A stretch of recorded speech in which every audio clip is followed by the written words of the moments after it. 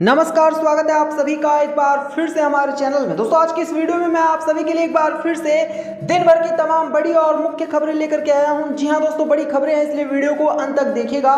जिसमें पहली बड़ी खबर में मैं आपको बताऊंगा, इस्तीफा मेरी जेब में है, मोदी सरकार पर फिर बरसे राज्यपाल सत्यपाल मलिक। तो वहीं दोस्तों, एक और बड़ी खबर में मैं आपको बताऊंगा, जब नमाज का पालन जरूरी नहीं तो हिजाब कैसे जरूरी हो गया, सुप्रीम कोर्ट ने दिया है बड़ा आदेश। तो वहीं दोस्तों, एक और बड़ी खबर में मैं आपको बताऊंगा, नुपुर शर्मा की गिरफ्तारी का निर्देश देने से इनकार, सुप्रीम कोर्ट ने खारिज की है याचिका। तो वहीं एक और बड़ी खबर में मैं आपको बताऊंगा, फौज में असंतुष्ट लड़के जाएंगे तो पता नहीं राइफल किधर चल जाए, अग्निपथ योजना वापस लें पीएम, बोले हैं गवर्नर मलिक। तो वहीं दोस्तों, एक और बड़ी खबर में मैं आप सभी को बताने वाला हूं, बिहार के सिवान के बड़हरिया में मुसलमानों पर हमला का मामला सामने आया है। इसके अलावा दोस्तों, एक और बड़ी खबर में मैं आप सभी को बताने वाला हूं कि कैसे एक बार फिर से यूपी में हथियार का एक और मामला सामने आया है। मजदूरी करके घर लौट रहे शाहरुख को देर रात चोर समझकर कुछ गुंडों ने गोली मारकर हत्या कर दी है। इसके अलावा दोस्तों, एक और बड़ी खबर में मैं आपको बताऊंगा, गोवा के विवादित कैफे का लाइसेंस स्मृति के पति की कंपनी के नाम है, अब भी झूठ बोलेंगी मंत्री जी। तो ऐसी तमाम बड़ी खबरें हैं, इसलिए वीडियो को अंत तक देखिएगा। साथ ही आपसे छोटी सी रिक्वेस्ट है, वीडियो को लाइक करके शेयर करना और चैनल को सब्सक्राइब करना। तो चलिए बात करते हैं सीधे पहली बड़ी खबर से।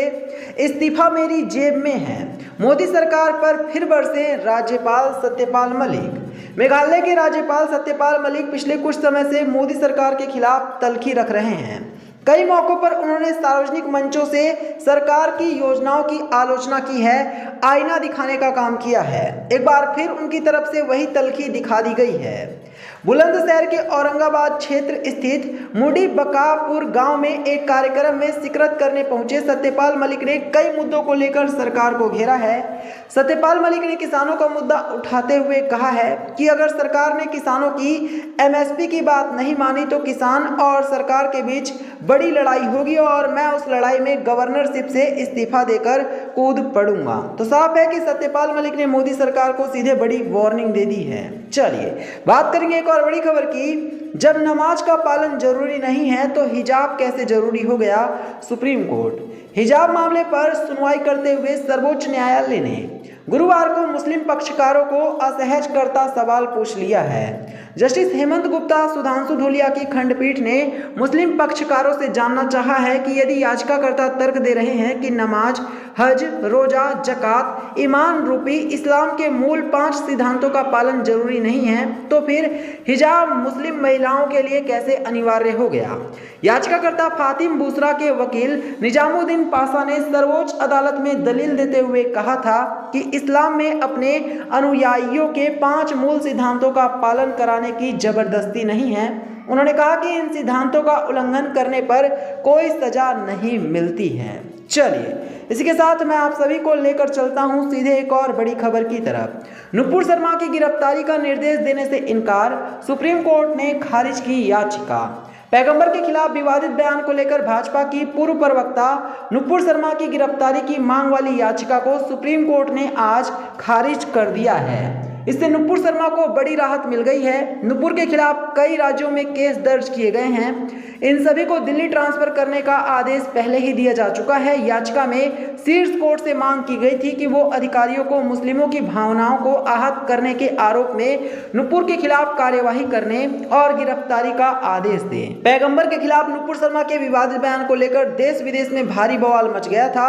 नुपुर का समर्थन करने पर उदयपुर व औरंगाबाद में हत्या के मामले भी सामने आए थे। चलिए बात करेंगे एक और बड़ी खबर की, फौज में असंतुष्ट लड़के जाएंगे तो पता नहीं राइफल किधर चल जाए, अग्निपथ योजना वापस लें पीएम, बोले गवर्नर मलिक। देख सकते हैं जनसत्ता ने खबर को छापा है। मेघालय के गवर्नर सत्यपाल मलिक ने एक बार फिर से मोदी सरकार पर जमकर निशाना साधा है। 8 सितंबर गुरुवार को यूपी के बुलंदशहर के औरंगाबाद क्षेत्र स्थित मुंडी बकापुर गांव में एक कार्यक्रम में हिस्सा लेने पहुंचे सत्यपाल मलिक ने सरकार को किसानों और अग्निपथ योजना के मुद्दे पर घेरा है। मलिक ने कहा है कि आज देश की रक्षा करने वाला जवान और लोगों के पेट भरने वाला किसान दोनों दुखी हैं।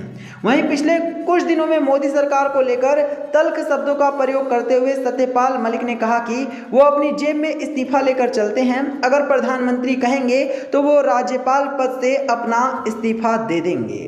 चलिए बात करेंगे इसी के साथ सीधे एक और बड़ी खबर की। सिवान के बढ़हरिया में मुसलमानों पर हमला का मामला आया सामने। जी हां, बिहार के सिवान में दोस्तों एक बार फिर से बहुत बड़ी घटना घटित हुई है। बता दें, असर की नमाज के वक्त मस्जिद के पास महावीर अखाड़ा रोककर मुस्लिम विरोधी नारे लगाए गए हैं। घरों पर पत्थरबाजी हुई है, दुकानों और घरों को तोड़ा गया है। पुलिस भी वहां मौजूद थी लेकिन दंगाइयों को रोकने में नाकाम रही है। तो ये जिस तरह की घटना सामने आई है, इसे दोस्तों कहीं ना कहीं कहा जा सकता है कि ये बहुत बड़ी बर्बरता है। मिल्लत टाइम्स ने इस खबर को छापा भी है, तो आप सभी देख सकते हैं कि किस तरह की घटनाएं देश में लगातार हो रही हैं और इसके बाद पूरे देश में भारी बवाल है, विरोध किया जा रहा है और कहा जा रहा है कि मुसलमानों के साथ इस तरह की घटना तो कम से कम नहीं होनी चाहिए। चलिए बात करेंगे एक और बड़ी खबर की। यूपी में हत्या का एक और मामला। मजदूरी कर घर लौट रहे शाहरुख को देर रात चोर समझकर कुछ गुंडों ने गोली मारकर हत्या कर दी। देख सकते हैं मिल्लत टाइम्स ने खबर को छापा है। शाहरुख के साथियों ने छुपकर जान बचाई है। देवबंद के परौली में पुलिस ने शाहरुख की हत्या के जुर्म में धर्मवीर और ओमपाल को गिरफ्तार किया है। तो दोस्तों यहाँ पर भी एक बार फिर से बेहद ही खतरनाक घटना घटित हुई है, जिसको लेकर अब सख्त से सख्त कार्यवाही की मांग की जा रही है। देखना यह होगा कि ये कार्यवाही कैसे होती है और कब तक होती है। चलिए इसी के साथ मैं आप सभी को लेकर चलता हूं एक और बड़ी खबर की तरफ। तो जी हां, कर्नाटक से बड़ी खबर है। बेंगलुरु विश्वविद्यालय परिसर के अंदर एक मंदिर के निर्माण का मामला सामने आने के बाद वहां कई छात्रों ने इसका विरोध किया और अधिकारियों से बात की है।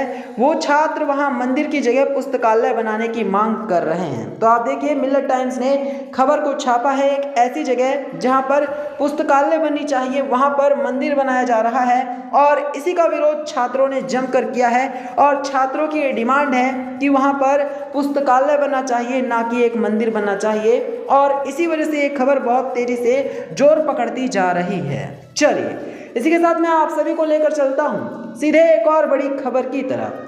गोवा के विवादित कैफे का लाइसेंस स्मृति के पति की कंपनी के नाम, अब भी झूठ बोलेंगी मंत्री जी। देख सकते हैं बोलता हिंदुस्तान ने खबर को छापा है। बता दें, गोवा के सिली सोल्स कैफे एंड बार के बारे में आरटीआई से जो खुलासा हुआ है वो केंद्रीय मंत्री स्मृति ईरानी के दावों को झूठा साबित कर रहा है। अब तक स्मृति ईरानी और उनका परिवार इस बात से इनकार करता रहा है कि सिली सोल्स से उनका कोई लेना देना नहीं है। आरटीआई से पता चला है कि सिली सोल्स कैफे जिस कंपनी के नाम से है वो स्मृति ईरानी के पति जुबिन ईरानी की कंपनी की पार्टनर हैं। आरटीआई के तहत मांगी गई जानकारी में कहा गया है कि गोवा के अस गांव में Silly Souls Cafe and Bar को जारी किया गया food and drug license Eat All Food and Beverages Limited Liability Partnership LLP के नाम से है। तो यही था वीडियो को लाइक करना, इसे और लोगों के साथ शेयर करना और चैनल को सब्सक्राइब करना। धन्यवाद।